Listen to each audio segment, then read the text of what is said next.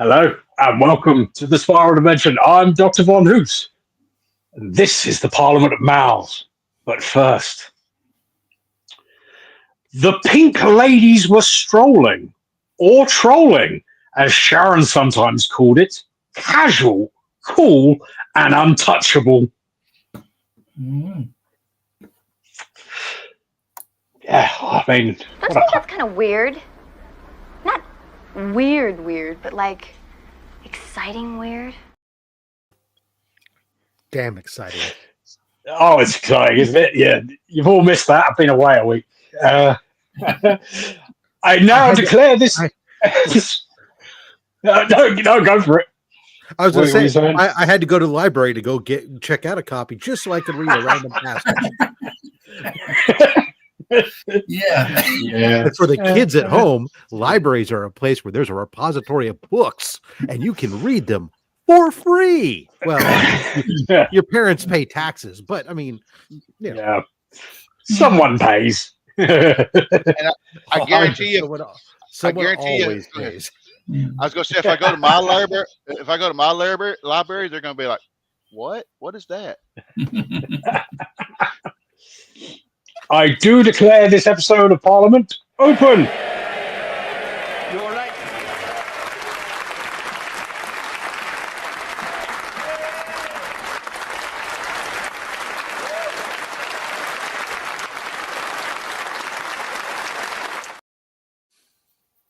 I can't wait for the day that you have a filter that puts that over each one of our faces.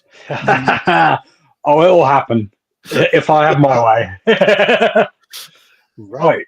How are we doing, gentlemen? All right? Yes. Toasty. Tremendous. Mm. That was a fun show earlier, Rob. Mm. I enjoyed that one. Yeah, it's always good to get a different set of books through. Yeah, it was actually nice to see that. I had quite a lot of them. Hey, Rob, when y'all were talking about that Daredevil 2, I went, huh? Right. Well, I've just looked up that Daredevil 2, and on the same page, it's got a first appearance of Bullseye, and that person wants £699 for the Bullseye and £400 for the Daredevil number 2. Yep. Wow. Because there's no first appearance in that Daredevil 2. Yeah.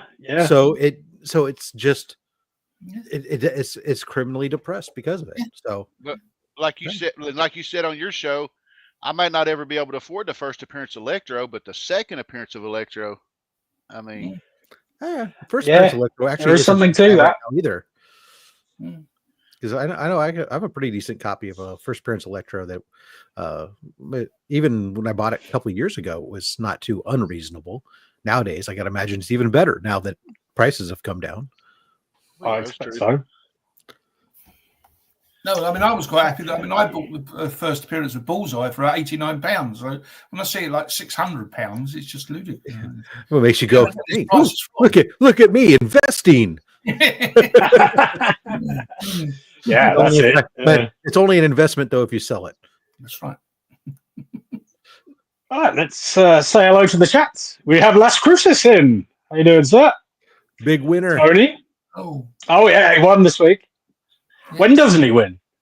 I mean, to be fair, not that often on OnlySides. It's just he wins quite often everywhere. Well, so that's just called playing the percentages.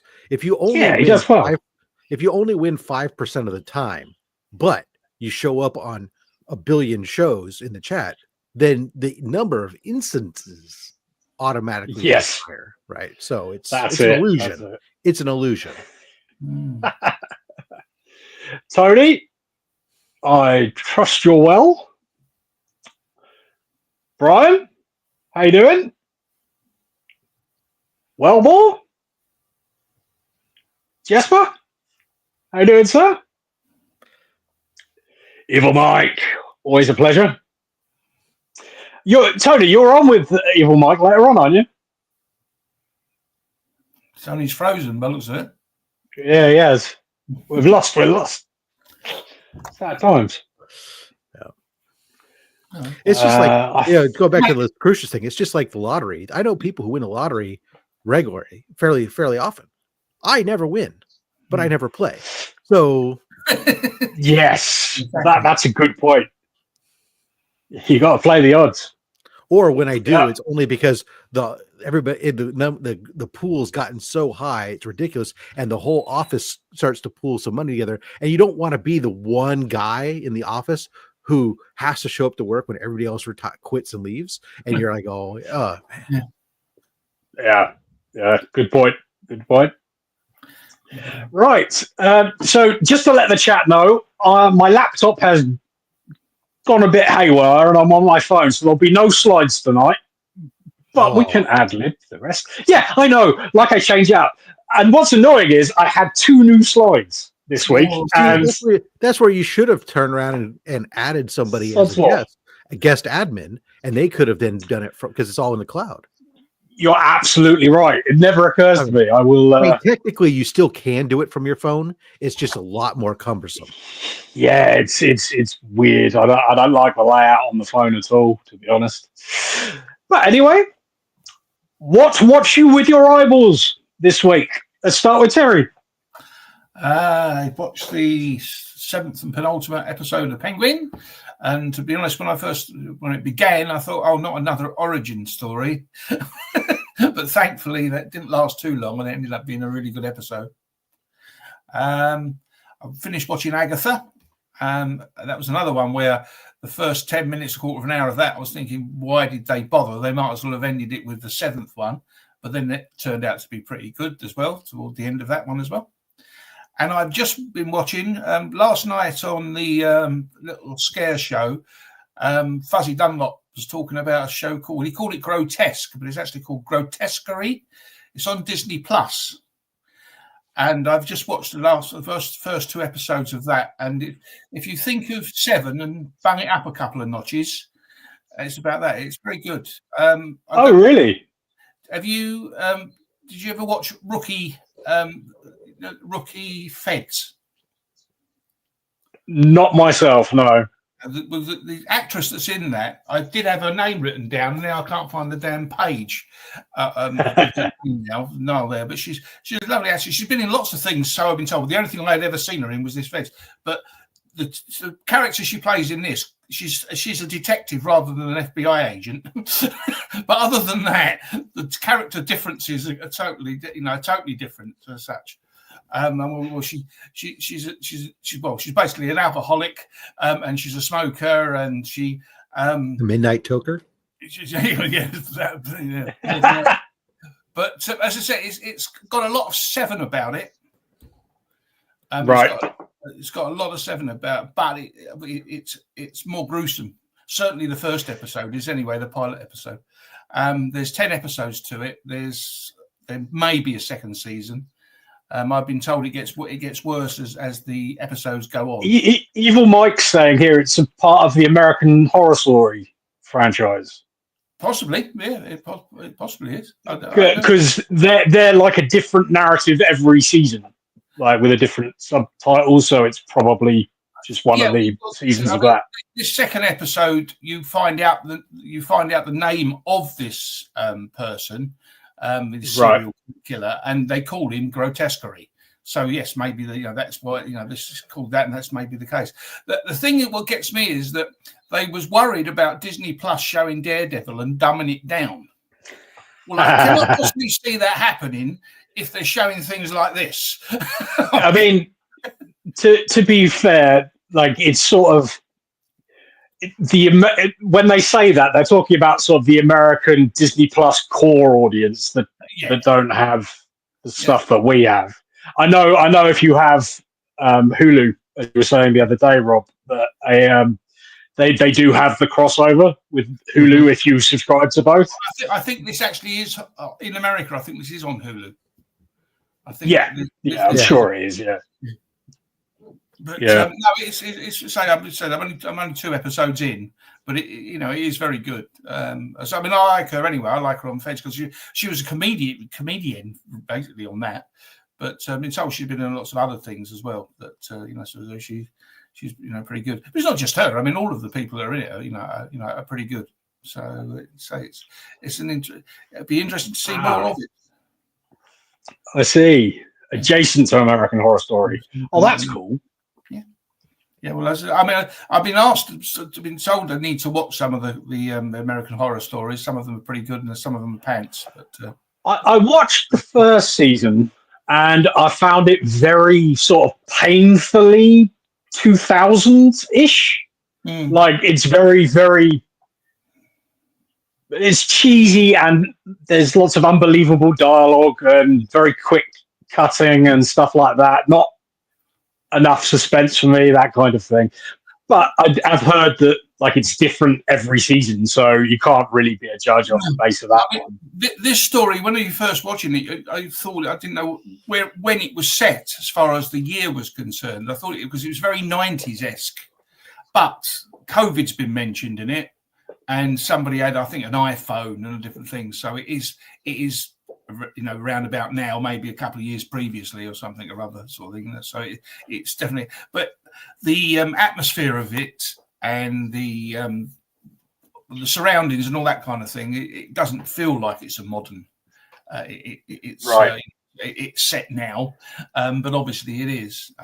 They say in the first episode you meet this doctor that's looking after her husband. And she's a real funny character. But I can't think of her. I've seen her in things before, but she tends to always play the same part. She was a nasty bit of work, and it makes me wonder whether she's going to be, further into it. Is she going to know anything about, what's actually going on, kind of stuff? But I found with the first season, well, and actually with a lot of horror TV shows. Because it's a TV show, they have to like really elongate the length of a character's lifespan.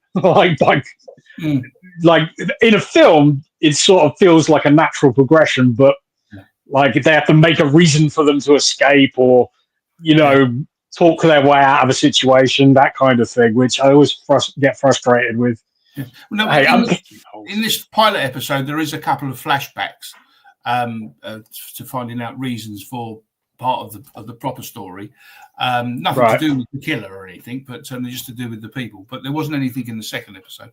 I don't know whether there will be in further episodes, but I certainly will be watching it till the end. Yeah, it sounds fun. I'm definitely going to check it out just because I need stuff to watch quite often, and horror's my cup of tea anyway. Yeah, awesome. Is that what you've been watching? I was talking about the other week, so 911. I've been catching up on that one, on 911, but that's coming out weekly. But the Texas one, that's already been, all of 14 episodes, I think it is, have been shown on that. So I'm catching up with that. Right. But in general, there's nothing really much I've been watching on. Another one. Oh, boy. Higgins hitting us with his DJ Khaled impression. Nice. I'm back. He's back. My internet just... There's not much I've been watching on British television because I just can't find anything that I'm really interested in, to be perfectly honest. Fair enough. I did see. You just reminded me. I'll bring it up when it's my turn. But thank you, because I would have forgotten completely about what I just remembered. Awesome. It's just comic YouTube channels and food, and a couple of the food YouTube channels, as I mentioned last time. So, but that's really is that most of the time getting over this illness and sort of making a couple of videos for this, that, and the other. I've been appearing on the Grey Man show as well. So, are you starting to feel a bit better? I'm a lot better in myself now. I've still got that cough is sort of there. It's there in the background all the time, but I haven't got the pain that's gone now, thankfully, sort of thing from my side. Oh, good. I feel a hell of a lot better in myself than I was. But as you said, I've only just come off the morphine, so that's probably why. It'd be interesting to see your next few days. Coming off the morphine, all of a sudden nothing is as good as it was a few days ago. I'm waiting for the pain. The weakness of reality is setting back in. Well, it's Obermorph or whatever they call it, isn't it, sort of thing? But it is basically more. If you drink a bottle of it, it'd be just like drinking a bottle of morphine. You wouldn't probably wake up again. Woke up the channel's been doing pretty well considering. I've got 113 subscribers, and this last video I had just over 100 people watched it. So that's brilliant. Yeah, that can't be bad. Yeah, that's a good average. It might have something to do with the thumbnail, but I was saying, but oh, maybe. Yeah, thinking about that. Did you put up Dr. Von Hoot in a bikini? No, but I've got an idea for a cover now. Now you mention it. The thing is, that thumbnail is in the video. Just because it's behind me, but it's in the video. Okie doke. Rob, what's you with your eyeballs this week? Well, I finished up watching Rivals, which I thoroughly enjoyed.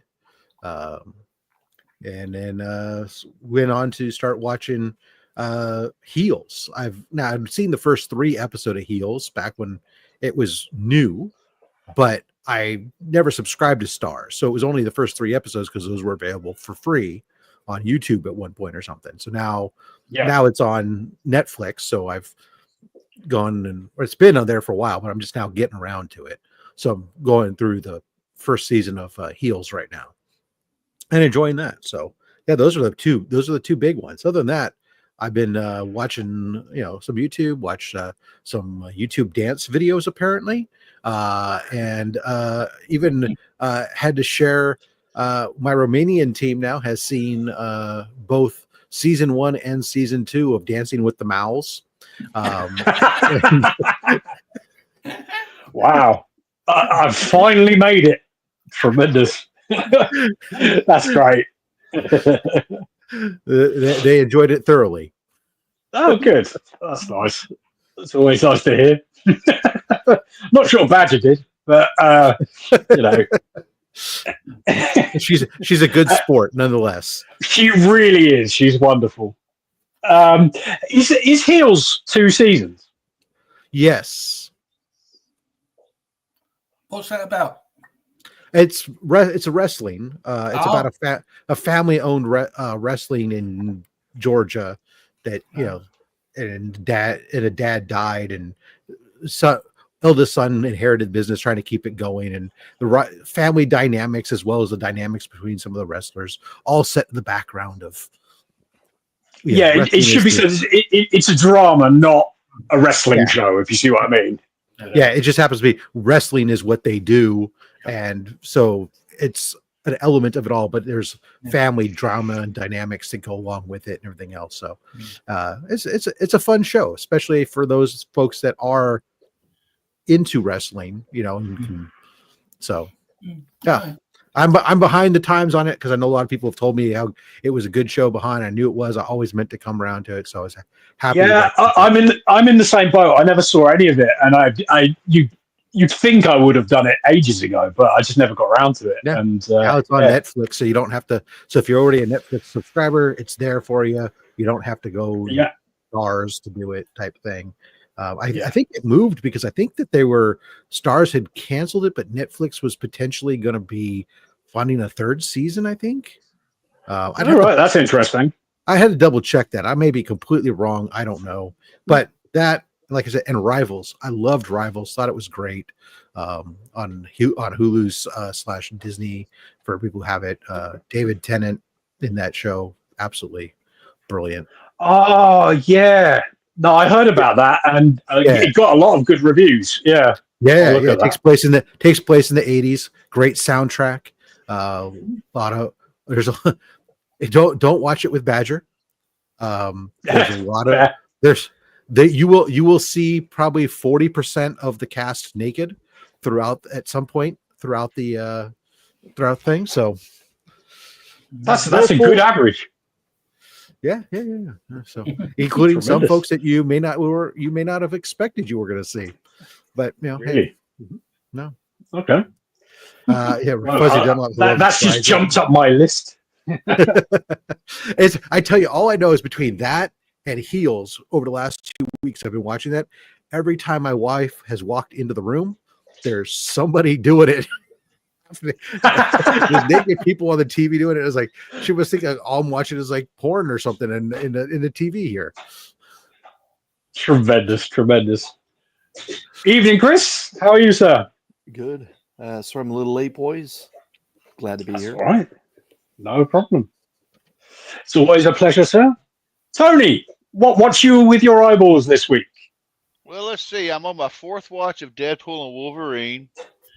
Nice. Love that, and I'm still caught up on Tulsa King. Been a really great season. No spoilers, but it's been really great. I'm interested to see how everything. Seems like one minute you got everything planned out in your mind. There's a curveball thrown in there.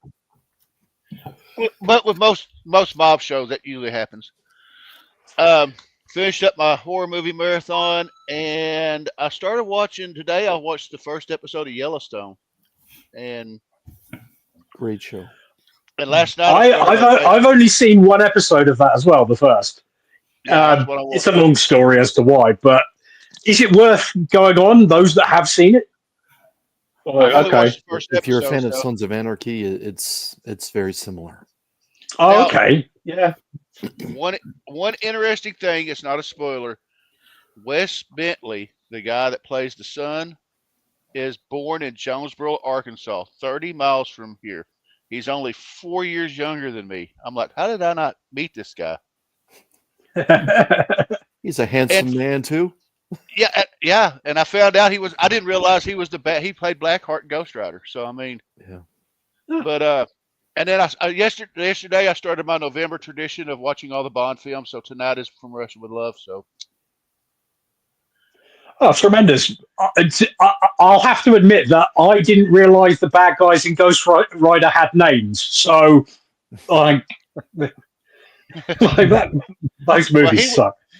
I loved them, but I sort of like the first one, but let's be honest here, they're not great. I loved I loved Electra, so I mean. Actually, I really liked Electra. I was really surprised how much I liked it. But then I can't be trusted, so let's be honest. Liking Electra and liking the movie are different things entirely. I actually liked the movie. I thought it was good fun. Good little action movie. I love Jennifer Garner. What can I say? Hey, we all have our movies that we like that people could question your sanity for. I mean, Doctor Von Hoot's got Grease 2. I've got Yoga Hosers. My wife still questions why I watch the Rocky Horror Picture Show. So I mean, well, that one just makes sense though. Yeah, that's the classic. That doesn't count. Come on, it's so it's the longest running theatrical movie there is. So. Yeah. Perfect. Last local con I went to, Barry Bostwick was there, and he was signing underwear. He had packages of tidy whities, and he was signing. That's awesome. Yeah, can you imagine that being your job? Just signing underwear. That's if it pays well. Tremendous. Right? Yeah. But that's all. Never mind Spin City or anything else you've done. Yeah. You will forever be Brad Majors. Oh, always, Matt. Yeah. Chris, what's you with your eyeballs this week? Like my southern brother Tony, I'm now up to date on Tulsa King. But again, there's a little indie thriller horror type of show that I've been enjoying. It's called From, and we're now in the third season. Again, I highly recommend everyone to catch From. It stars the African American actor's name is escaping me right now, but he was the narrator for Oz, and he was also in Lost for a period of time as well as the father that went away on the raft. It's basically a show where random people are driving on a highway and they come across a tree that's fallen, and above them is a murder of crows. And when they go to turn around, it sends them into what appears to be a parallel dimension where the only thing that's in that dimension is a town, and at night monsters come out that are of human form. And the surrounding woods of this tiny little town has all sorts of little puzzles for people to try and figure out, to try and deal with what's happening in the world and try and get back to their own world.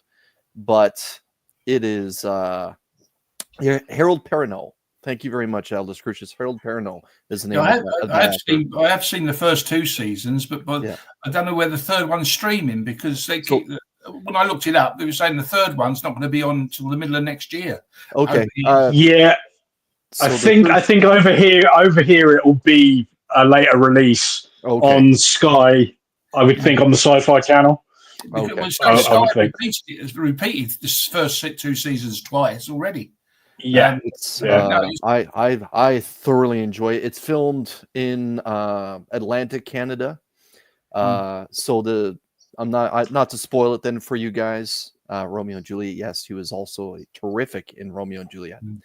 Harold Perrineau, that is, and I think we're about 5 or 6 episodes. It's streaming on Paramount Plus here in North America. So again, I'm not going to spoil it for you guys, and just because I thoroughly enjoy it, I highly recommend it to everyone that's here in North America. You could probably power through it, at least the first 2 seasons, in a day, and catch up on the 3rd season.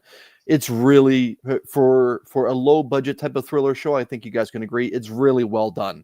They have assembled a pretty good cast to carry the show. But yeah, when we got introduced to some new characters this year, obviously the interesting part is when they arrive, it's nighttime.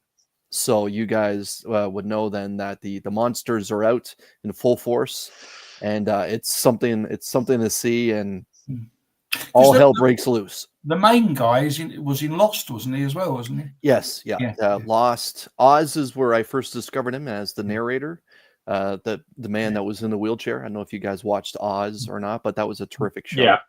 And Rob mentioned Stars earlier, and for me, whenever I think of Stars, I think of a television show that was called Boss, starring Kelsey Grammer as a crooked Chicago mayor.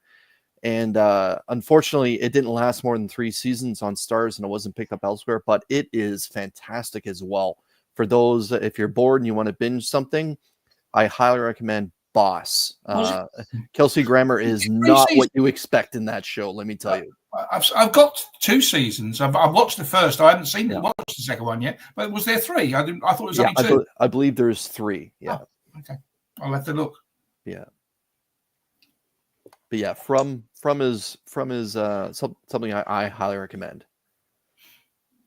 Isn't everyone in the new Superman film? Let's just be honest. Yeah, maybe. I feel like Superman's going to have more of a cameo, like a Hulk 180 in his own film. Yeah, maybe. Yeah, worryingly so. Yeah, it might be a while. Thank you, DBH. Okie dokie. So for myself, what I have watched with my eyeballs this week, I saw a British show called Night. Oh, it's not Night Stalker, but I want to say Night Stalker. It's about a train, basically. Sorry, I'm getting yelled at. That's it, Night Sleeper. And it's basically Speed set on a train over 6 episodes, and I really enjoy it. If it gets over to the US, I highly recommend, and Canada, of course. Anyway, it's really, really decent show. It's not going to get a sequel series because it's just self-contained narrative into those 6 episodes, and I was thoroughly enthralled. It's top-class tension building and that sort of thing. So yeah, very excited. I might even watch it again. I liked it so much, so it's pretty good. I'm sure there was some other things. What other things? Of course, on my own show, my mind goes completely blank. Last night I watched Ghostbusters Frozen Empire. Finally got around to that. I actually liked it way more than I thought I was going to. Like, everybody panned it so much, but it's actually just a pretty good Ghostbusters movie. Like, it's like 3-star-ish level. I thought it was fun. Yeah. I enjoyed it. Yeah, it wasn't the movie before it, but I mean, it was still fun. Yeah. Yeah.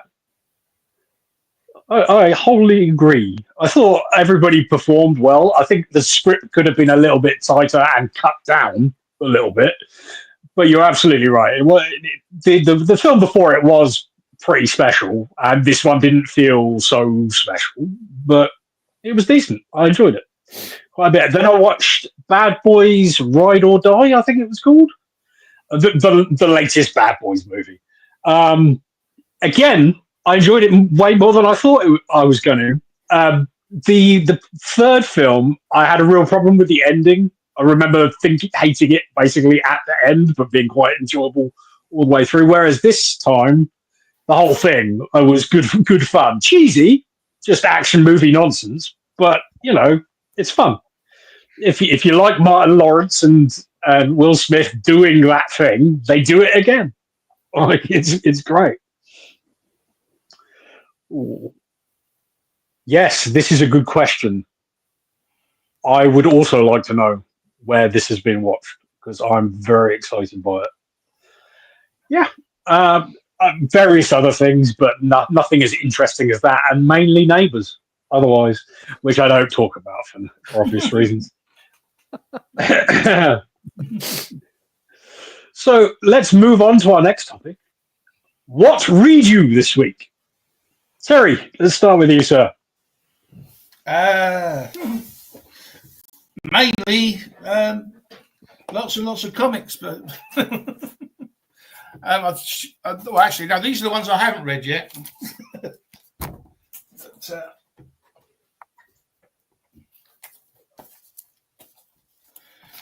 well, first of all, Absolute Superman.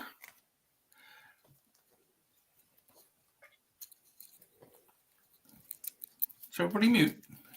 Hello? You're here. I am here. I'm just trying to attempt to make you big on my phone, and I'm not entirely sure how to do it. So, I was just saying, we're watching. Don't worry. Anyway, this is Absolute Superman number.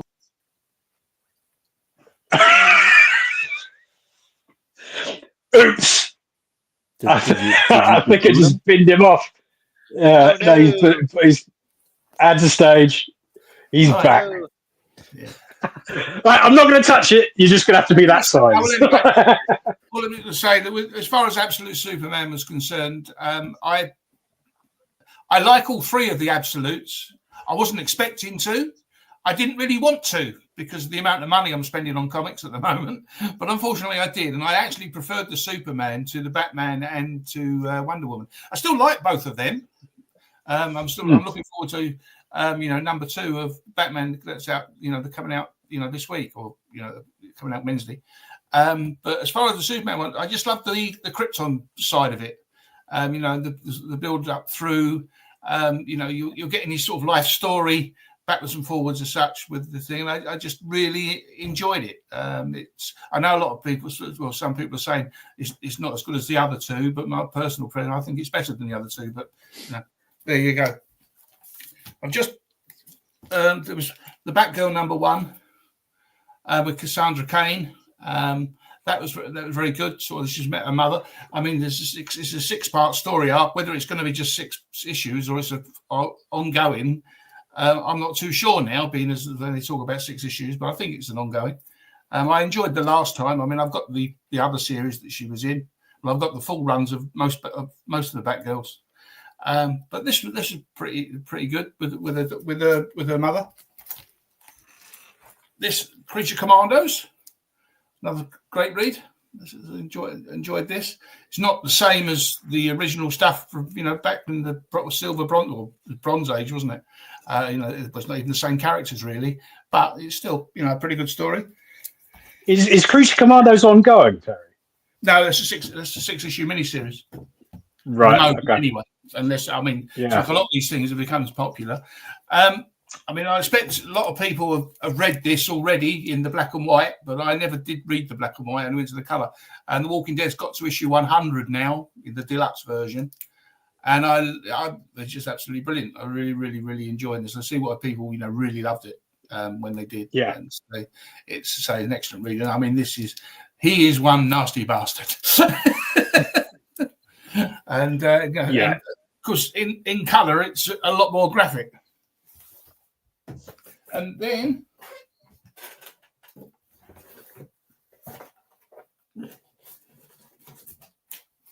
been getting into me. Well, that's the latest issue of Action Comics. He's back on Krypton now, meeting his mum and dad. Not that they know it, but again, I love it. I'm loving this. It's so Silver and Bronze Age, or Bronze Age, and with a touch of silver. Or I don't really mind which way around it is. I mean, I love the old stuff anyway. So I've just been, really, really enjoying this ever since issue 1067, when they sort of altered it a bit, and now 1070 was the ones where they're doing this 12-issue run for 3 months, and I say it's back to how Superman used to be written.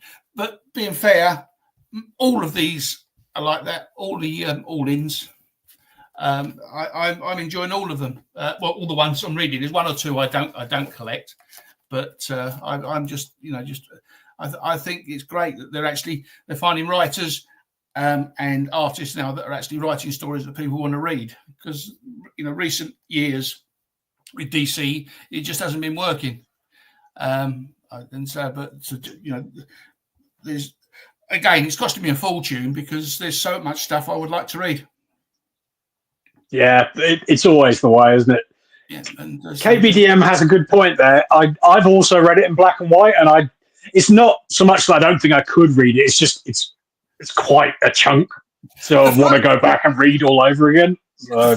The funny thing is that so many people in the letters pages, right, because what they're doing is every six issues, there's new letters, but the other 5 issues have got the old letters as though the comic's only just come out.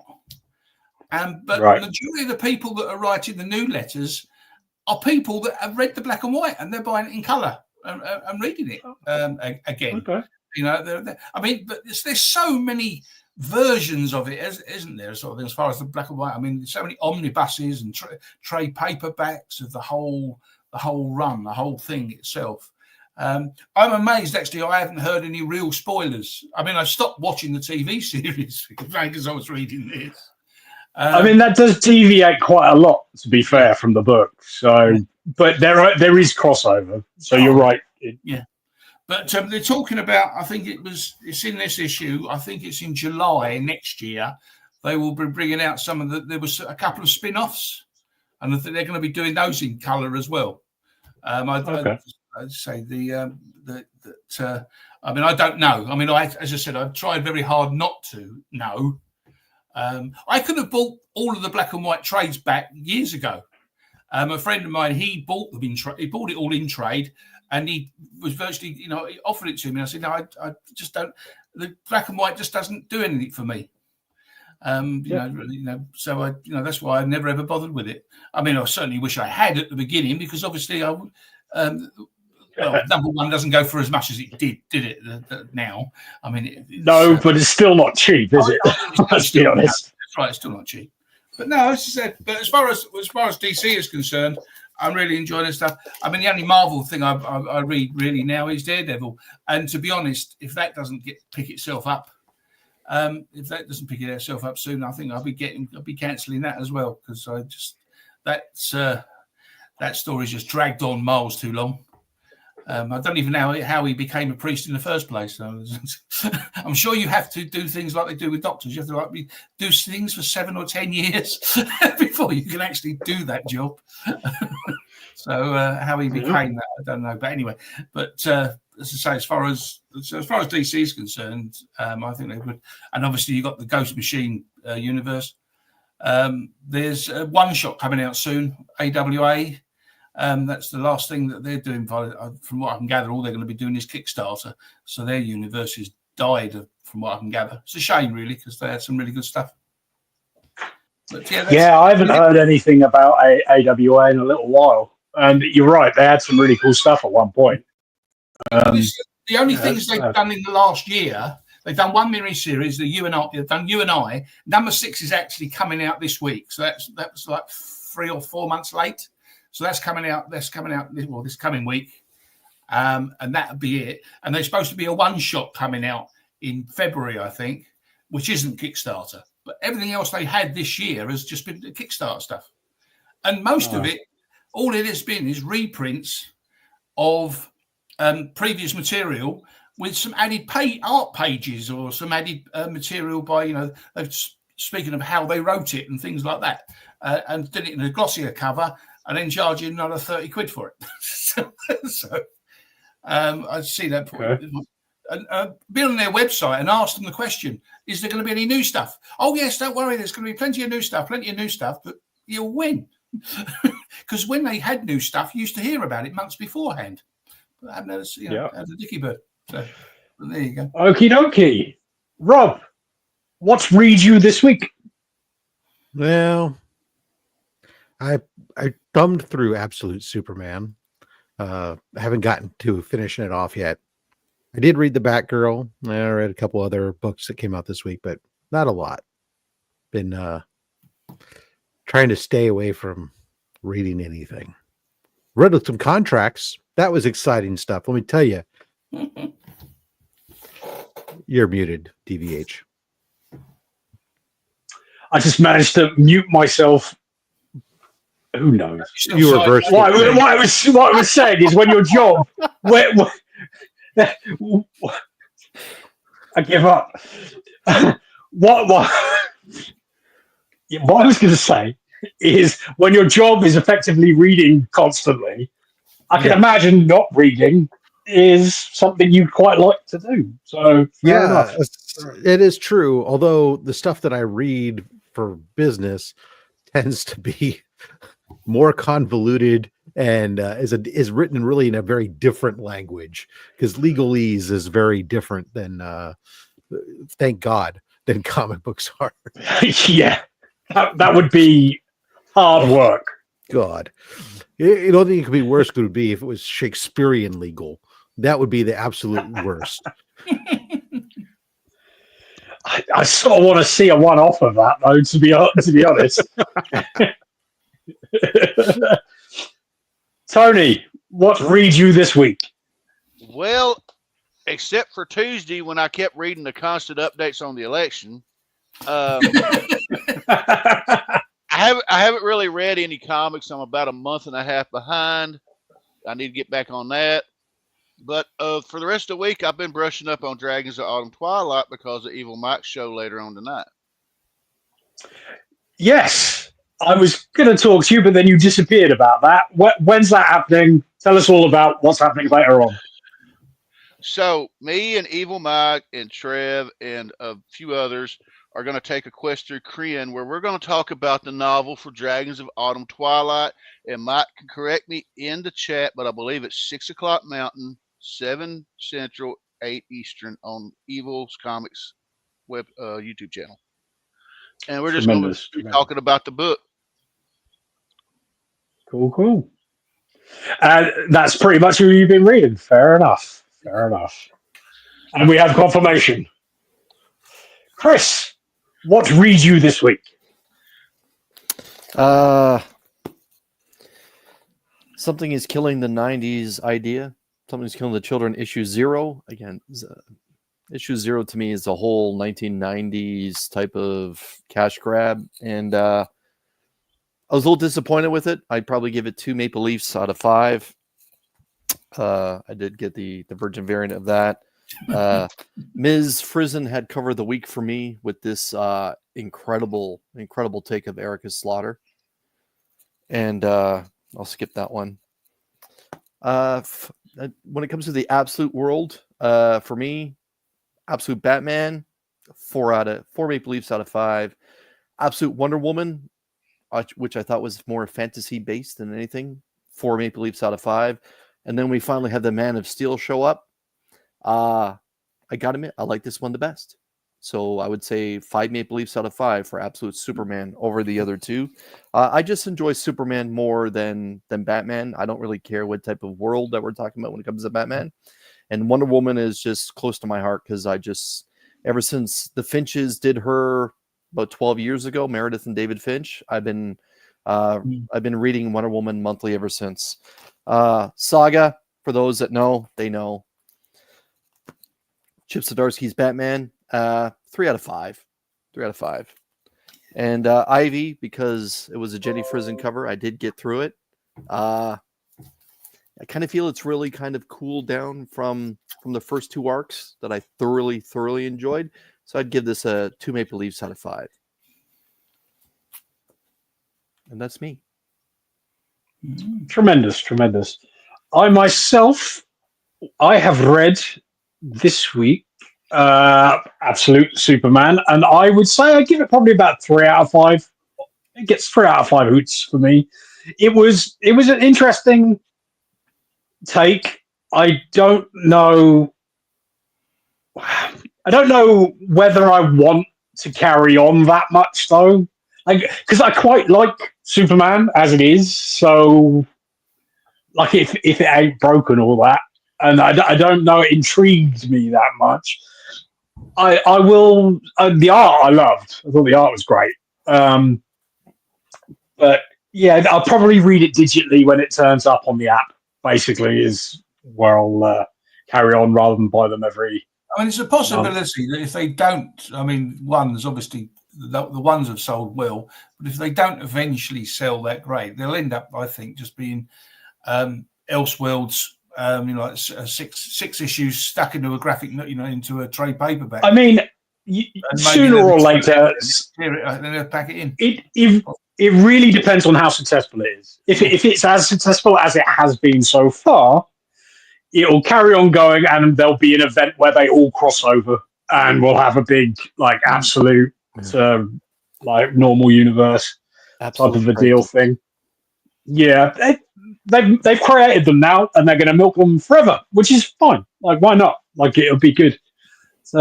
Change things up. There'll be another Crisis thing. You're right. Absolutely.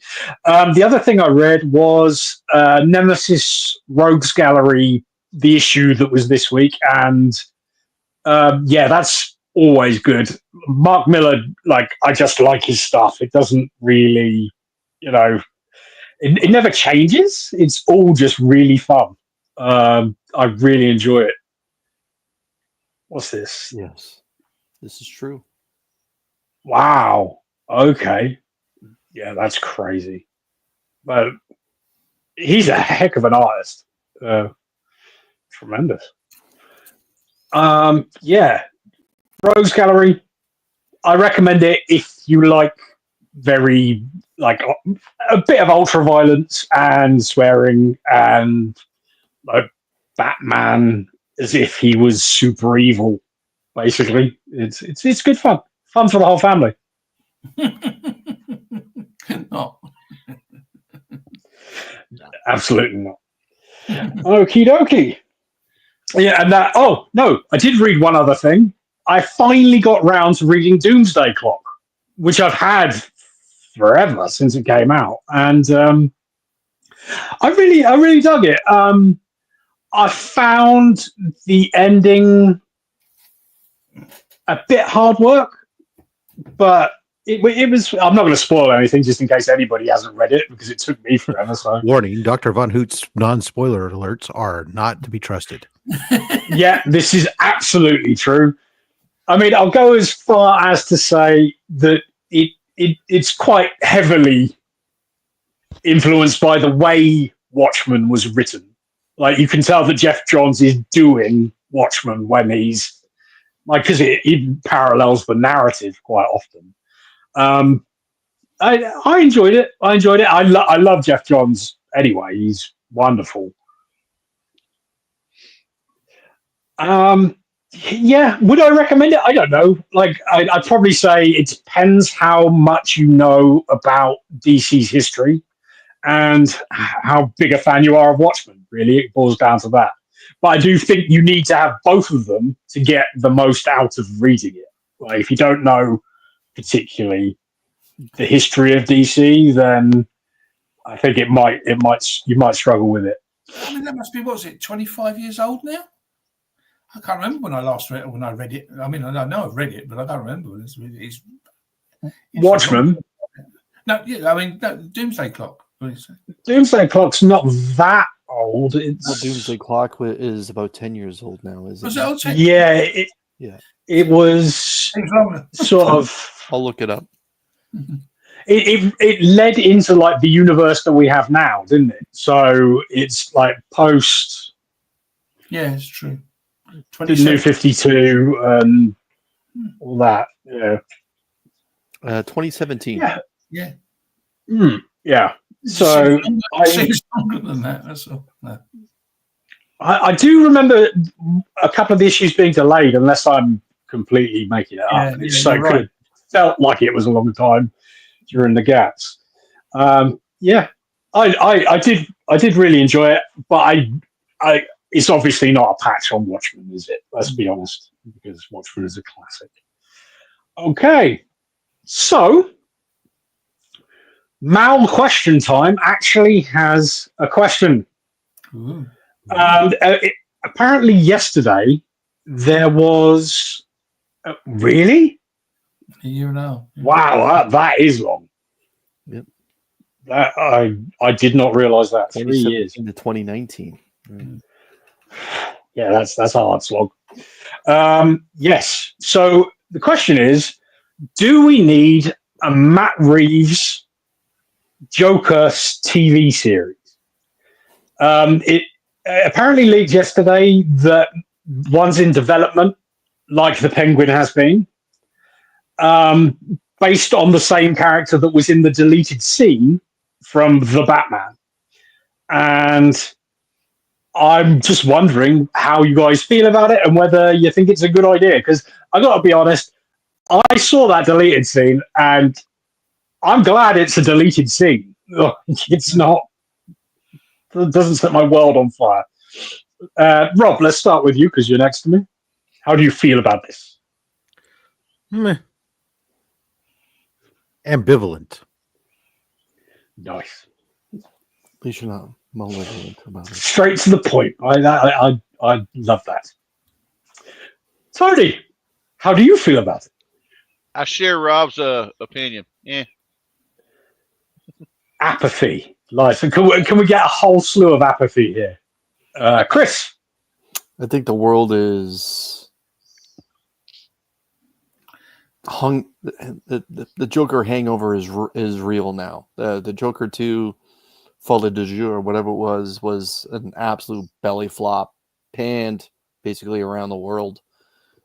Like the one good thing about Matt Reeves' Joker or Matt Reeves' Batman movie was it was without the Joker. And I find some of the better Batman movies outside of Michael Keaton are without the Joker. Minus Heath Ledger's performance. But yeah, that's like, can we? It's like Spider-Man movies with the Green Goblin. Can we just hit the pause on the most famous villains and give the other ones an opportunity? Like do we really need more Joker? Like the world knows the Joker at this point. And I guess I would also question, if you're going to do a Joker series, is that also not going to have Batman in? Because what's the Joker without Batman? Because that last one without Batman didn't do so well. Yeah. Terry, how do you feel? I personally hate the Joker and I hate Harley Quinn mainly, and it's not their fault. It's the fact that they're just overused. They're overused in the comics. They're overused in all sorts of things. And it's just they're a waste of space as far as I'm concerned. The Joker should have been shot and got rid of a long time ago. I mean, it's not even logic. It's not even a logical character. He's killed tens of thousands of people, and he just gets stuck away in an asylum sort of thing, rather than somebody sticking a bloody needle in his arm. I mean, I know it's all far-fetched, it's all comic books and everything else, and it's been around for 80 years and all that kind of thing. But it needs just to get shot of them for a while. I mean, as Chris said, I mean, the ventriloquist is a brilliant character. Get the ventriloquist to do that. Even you got ventriloquist. You got the Captain Cold, not Captain Cold, Mr. Freeze. I mean, and obviously not the Schwarzenegger version, but different. There's so many characters that they never used. and they never use. And I mean, all right, I know some people. Oh yeah, but people know the Joker. Yeah, but I know they do. They know Superman. They know Batman, and they know Wonder Woman. And there's some only characters that they don't know. And also making a series like, I mean, okay, the Penguin series is very good. Batman is mentioned. I mean, it's not as if Batman is a different character. Batman is mentioned. I mean, I don't see him, but he is mentioned. But that Joker, the first Joker film, Batman wasn't mentioned. I mean, it's like the Gotham. Gotham was a decent TV series, but it was a stupid TV series because all these characters were being developed. Get him off of here. Get him off. And then all these characters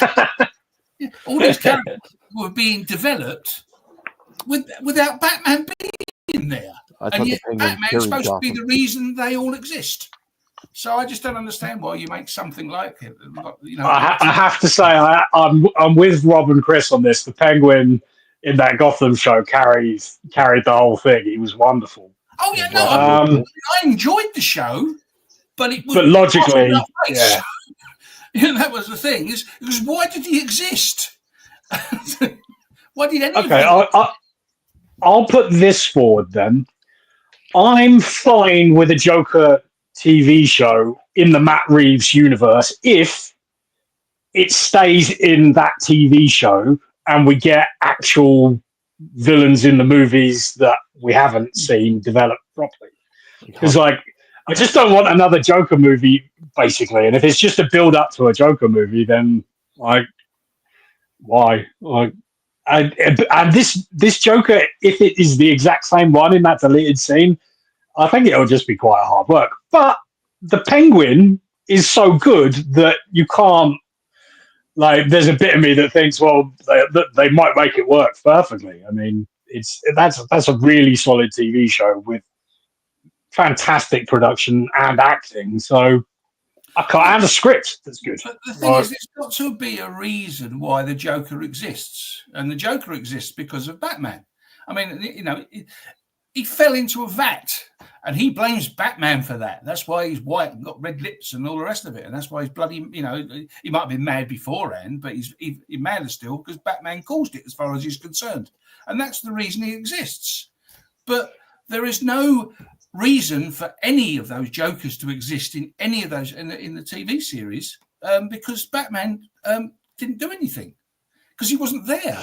He's still a kid. That was another thing that got me with Gotham. Again, it was a good series, but you got a 14, 15-year-old Bruce Wayne and these others are in their 30s. How's that work? I mean, they're all basically the same age in the comics, you know, give or take a year or two.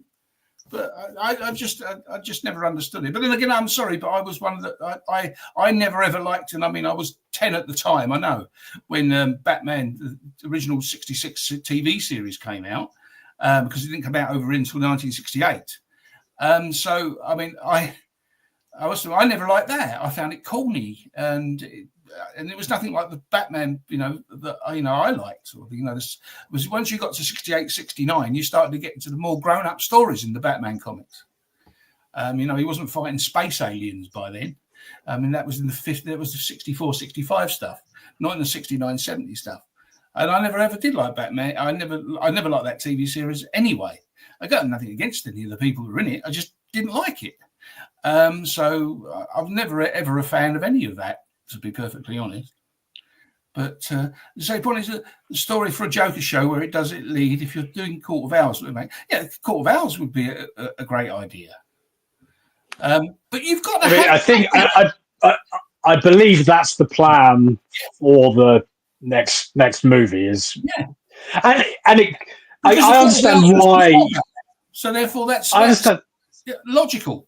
But you know, isn't it? That's logical. But having a character that doesn't even exist, and all these people are supposed to exist because of that character, that makes no sense. Sorry, it just doesn't make any sense to me at all. I mean, at the end, the last episode of the Gotham, you had somebody standing up, didn't you? He had the costume on, and it was floating in the wind. He become Batman then. But he would have been about, 19, going by the age range that they was doing. And while he was 19, all these other villains and all that sort of thing have been created. It just makes no sense. As I said, it was a well-made show. as far as for a non-comic book person watching that show, it was a very good show. But for somebody that's been instilled in reading comics for the last 50, 60 years, it made no bloody sense. And, I might be the only person saying this, I don't know, but it made no sense to me at all. I'm sure there are other people that feel that way. I would agree it didn't make much sense, but that didn't really bother me. You see what I mean?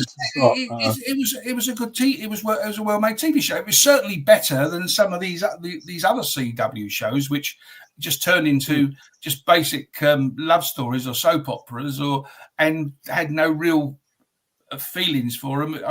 Eventually just had no feelings for the characters. I mean, most of them just became farcical. I mean, all of those CW shows. I mean, Green Arrow probably lasted the longest. But again, there was people being created in that they were just taking one from some series and putting them in another and all that kind of thing. But Crisis was very good. That was very well made. But that nicks a lot from the books. But I mean, I agree with what Evil's saying here. I don't think you should have a mob family movie specifically like with Batman, but that doesn't mean they can't be involved, much like in the Riddler one that's just happened. I mean, like crime, it's crime at the end of the day. But it's just that if they create, you do need a proper villain. If they've got a comic, if they've got if they're doing a comic book hero or villain, whatever the case may be, there's got to be a reason for them to exist. And there was no reason for any of them villains to exist in the sense of their names. I'm talking about, there was no real reason for them to exist because they were, I mean, like the Riddler, his raison d'etre is confusing Batman with riddles. But if there was no Batman around, the Riddler was still doing riddles, but there was nobody there to riddle to. That makes no sense. You've got to have the character. You've got to have the character to create the character. Surely, I mean that's how they've done it in the comics, as I said, for the last 80 years. I mean, personally, as I said, as far as the Joker's concerned, and things like Harley Quinn and they've just been overused. Is it? I mean, Joker's. I mean, that's a good point. Mike's making there.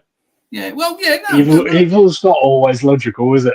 No, that's true. But why make a superhero thing, a superhero story, or why not make something completely different then? You don't have to call that character the Joker. You could have, he's a villain in another mold. You could still have him as a loony, but he's being created by some other reason. If you're not in Gotham, he was never the Joker. If you're not going to show, that's true. What? Sorry. In Gotham, he was never the Joker. No, just implied. It was implied he was a prototype Joker. Yeah, that the Joker would later be modeled after was the concept. But yeah, to answer the question, I just think again, I think right now, when it comes to entertainment, comic book movies and television shows are battling a hangover. I think and when it comes to Warner, they have milked the Joker as much as possible, and I think it's time to pause the Joker and put other ones in the spotlight. I really was worrisome the Penguin wasn't going to be that good. Turned out it was. However, if they want to keep borrowing from the Reeves world, I think it needs to be tied in with someone that's a little bit stronger. If they're going to give us Court of Owls, then why did they tease us Hush? And that way with the first film. Again, I'm not necessarily a fan of the first one, but I enjoyed the fact that there was no origin story to Batman. It was just year one. That's one thing I liked about it. And I'm just tired of origin stories being replayed and replayed and replayed. And that's what made Heath Ledger's Joker so good. We didn't get an origin story. And the little bit that Heath Ledger's character led on, he was a liar. At first, he said the scars were from his father, and then the scars came from a different avenue later on in the film. So that's the one thing I liked about the Hush, the animated Hush. Pardon? You talk about the animated the Hush movie. Nope, Matt Reeves. No. Batman film. They to me, the idea of Hush. I mean, that was another thing with the animated Hush movie. Hush wasn't Hush, was he? At the end, right? They made him another character. There was another character. I won't do any spoilers, just in case somebody hasn't seen it. But it wasn't the person that was in the comics that turned out to be Hush, and it made absolutely no sense whatsoever in the animated thing. There was no clues to lead you to that character in that animated movie. But why was he Hush? It didn't make any sense. But yeah. Okie dokie. We've done over an hour now, so let's start wrapping things up, as it were. But first, in the any other business portion, I'd like to mention yesterday, sadly, we lost a horror movie icon. Tony Todd died, and I can't imagine Candyman being anywhere near the movie that it is without him, let alone many of others of his films. I just wanted to, say, he will be missed, and it's a real shame. I love his movies that I've seen, and he's done. I looked through his IMDb. He's done a lot of roles, a lot, like 200 and something. Yeah, he was a working. Yeah, mm-hmm. Yeah, big time, huge character actor, and it's a real loss. And what's really sad is it feels like we're getting less and less of those sort of character actors breaking through. But yeah, wonderful actor. And I've also heard very, very nice in person. I never met him myself, but I've read some stories today because of his passing, and it's all positive. And it's just a bit sad. And let's talk about our favorite performances of his. I mean, obviously there's Candyman, but anybody else got any that they stick out? I loved when he showed up in Final Destination. Yeah, and the Crow. Yeah, I Hatchet, the Hatchet series he's in, which is it's an acquired taste, but if you like bad slasher movies, it's sort of right up your alley, and he's loads of fun in that. He did a load of video game voice acting as well, which I didn't quite realize. But I mean, when you think about it, that voice translates brilliantly to both animation and video games. Chris, just as a member of Generation X, and I believe the five of us are, Terry, you might be outside the window. I'm a baby boomer, mate. Okay. Tony Todd scarred us all with Candyman. I don't care what anyone says. Candyman came out of left field, and my God, what a film and what a performance. And to talk about being typecast, like Mark Hamill is Luke Skywalker, Tony Todd is Candyman. I don't care what anyone says. But for me, the first time I noticed him is when he was in Platoon. And the Oliver Stone war film, he was in that, and that's when I first noticed him. And then after that, every time I think of Tony Todd outside of Candyman, it always for me reverts back to him being in Platoon. And then I always enjoyed that he would sometimes just have slight cameos in other like B movies and stuff like that, just as quiet nods towards him. But yeah, he such a distinct voice, like James Earl Jones. It's just he would speak a sentence and immediately, oh, that's Tony Todd. But yeah, it's sad. It's a dark day for Hollywood. Let's be honest. Yeah, certainly he'll be missed. The Night of the Living Dead remake springs to mind as well. Whilst I remember, he's great in that, and that's surprisingly good. I mean, it's really, really good. Tom Savini directed it, and it's remarkable film. I do remember him as J-Man says in the Deep Space Nine. Played Cisco. So I couldn't think of who he played now, but I do remember that now. And I think I remember X-Files, the X-Files there. But I mean, the Bees, I think it's Phil. I mean, I've only ever seen one Candyman. I only ever saw the first Candyman film. I haven't seen the other two. But I certainly know of the man. It's used to see him in lots of different things.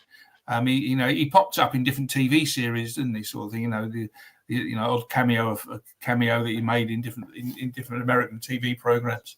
You used to see him, and he did lots of voiceovers for things, didn't he? As well, like you say, you recognise his voice immediately, just like James Earl Jones. But no, it's a shame. I mean, he was 70, wasn't he? Was he 70? Yeah, I think so. Yeah, sounds right. It's 69. Oh, great! 69. Only 2 years older than me. So. Thanks for that. Just looking at the story about his life today, I forgot that he was also a villain in The Rock. Michael Pay's The Rock. Yes, right. He's a bad guy in that too. Yeah. Oh, he's really good in that too. Yeah. Tremendous. He was just a great actor. Yeah. Fantastic. Yeah. Which I could say I've done as much sort of thing. And as I said, well, I'm 68 in January, so I've only just done the 2 year difference. And nothing remotely close to what that man had done. Yeah, he certainly was a legend. Okie dokie. So let's go around the horn, as it were, YouTube style. Rob, what you got coming up? Monday, mail call. Yeah. Second half of last week's books that I unboxed of stuff that's going in the giveaway bin, even better than the week prior. A banger of an underground comic for myself, and another slab of some great Bronze Age goodness. Then I'll have a mystery box on Thursday. We'll have a Jack B mystery box, and then Saturday I'll be back on for only slabs as we welcome Comic Doc. Is the one, Rob, has the one turned up you were expecting last week?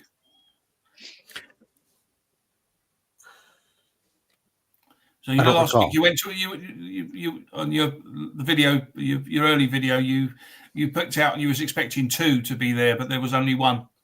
That was like that turned up. Yeah, it did. Yeah.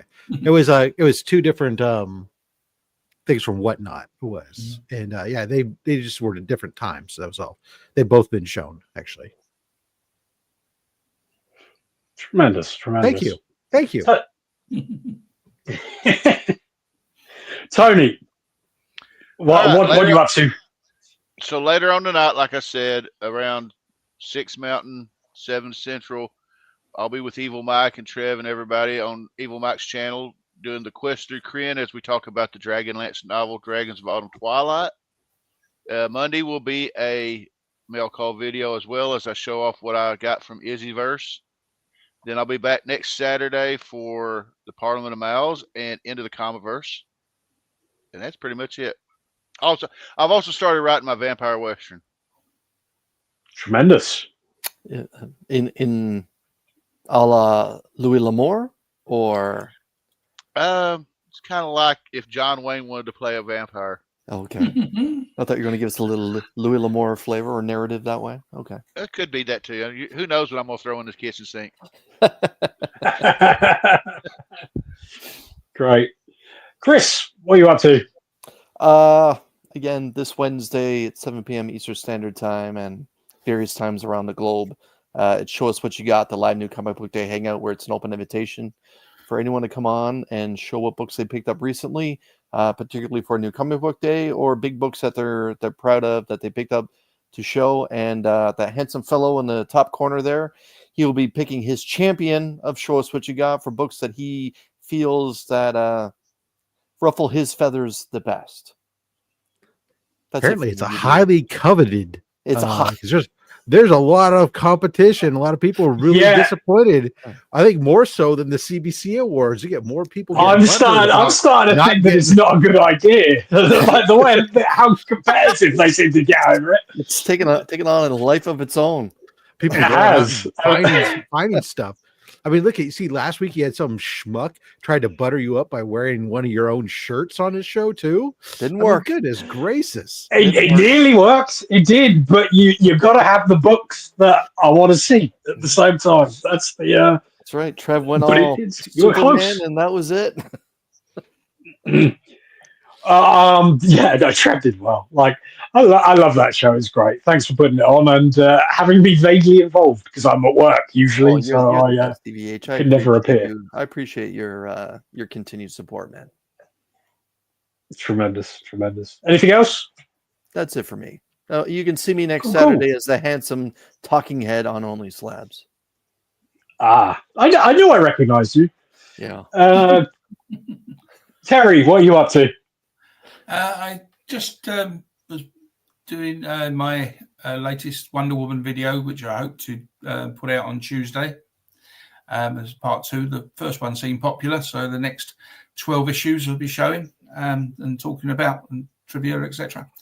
I watched Alan, the comic collector geek, the other day. He was doing this business with 10 different cat covers, and was it I can't, the other guy, Matt, the what's the comic lover? What was it? I think it was Matt, his first name. I think it's his channel's name now. But anyway, he did one earlier, and I'm thinking of doing it myself. I've made a list of the 10 dozen books there, but no, what I do is find them. The Sons of Law, they'll all be up in the loft, so I might have a little go at that, and then hopefully I'll get my books, my new question for you there, Terry. It's on my. You'll see that there. There it is, at Deadman 1957 TEB. You'll find me there. Tremendous. And as I say, I hope to do me new comic book day as long as the parcel doesn't come late. And then I've got some. I've just managed to get hold of the last of the Batman 1968 I wanted, so I can do a 1968 Batman. And also, I'm waiting for one more Detective for 1969 to get. And so I'll be able to do a 1969 Detective then. It's a bit backwards because I've already done 70 and 71, but I never had all the 69s to do it. I'm slowly but surely. You don't get the 69s. Sorry? I hate it when you don't get the 69s. Easy, Rob. It's not Only Slabs. I'm just saying, when you have a gap and you go 68, 70, and you're always missing the 69, it just isn't doing great. Doesn't feel right. I agree. You've got to have that 69. Easy, boys. Easy. Slowly. I'm slowly working my way down to 50. I said I wouldn't do it because of the cost of it, but I seem to be doing it at the moment. So, and obviously then I've got me Superman action to do. God knows how long that's going to take, sort of thing, because I've got lots and lots and lots of years of those right up to the present day. By the time I get to the present day, it'll probably be 2034 if I live so long. That's a very good idea. I don't know how to do it on my phone, but I will attempt to. If anybody deserves it. If you just hold your thumb over someone's name, it should give you the options. Oh, okay. Let's have a look. Well, Mike's got to be a mod. Let's try him. Nope, it's not working at all. Okay. We'll try this another time, shall we? Okie doke. Yeah, I mean, knowing my laptop, I'll turn it on in a minute after this and it'll work fine. Even though there was 20 minutes where it argued with me for a very lengthy amount of time. Yes. So for myself, I'll have a video up on Monday. It is a unboxing. It is pretty cool. I got a thing that's like really coincidentally timed right, which is quite funny. Then I will probably put up a WrestleCrate unboxing on Friday. I'm not swearing to that one, but probably. Unfortunately, there will not be a Parliament of Mowls next Sunday because I'm at Thought Bubble, which is not on Saturday comic convention. Yes, even Saturday. You can tell that I work nights and have no idea what day it is ever. I was going to say anything, but not did it, so. Yeah, fair enough. I can't help myself. No, that's absolutely fine. It's the problem with working. I wouldn't have noticed. You know, the problem is when you work with contracts for a living, precision of the language is extremely important. When you work with accuracy. So the problem is, I do this all the time. It drives my wife bonkers. I can't help myself but to try to be precise, and it's going to get me divorced probably someday. One day, one or the other, or murders. Yeah, you never know. Which is worse? Who knows? Okay, so next Saturday, although I will be there, to be fair, on the Friday, I'm at Thought Bubble Comic Festival, and I'll shoot some stuff probably, but there won't be a live show from me, I'm afraid, and I won't be around for anybody else's. But yeah, then after that, the week after, on the Friday morning for me, I think it's 9 a.m. here. I'm going to be on the Aussieverse channel. I will let people know what time that is, like through Instagram and stuff like that. Because I'm not even sure what time it is over there when I do that one. So who knows? I know it's like 2 in the morning my time. So if we advance it 8 hours, so it should be about. It should be like is that going to be at 10 a.m. your time? Yeah, that sounds about right. I mean, I'm supposed to be there. Yeah, I'm supposed to be there. I'm supposed to be there 9 a.m. UK. Okay, but I don't know what there is. Oh, for them, and yeah, for them, and for them, it's Saturday when it's happening, right? So. Okay, but for us, it's Friday. Yeah, I'm with you. Right. How do we usually wrap this show up, Rob? Oh, well, it's easier than me trying to remember it. Exactly. Well, I would like to move that we adjourn the Parliament, and you would then say, okay, we have a second. There's a movement at a second. Is there any discussion? No. Seeing that there's no discussion, we go ahead and vote. All in favor, please say aye. Aye. Opposed? Saying that there's no opposition, the motion is carried unanimously. Tremendous. Well, thanks everyone for coming out, because it's been a fun show. Despite my technical difficulties, I've enjoyed myself very much. We will catch you next time in the Spiral Dimension. Peace. And I don't really know. Well, I suppose no. Really, what happened was, the thing is, rather than confront, I thought, skip to the end.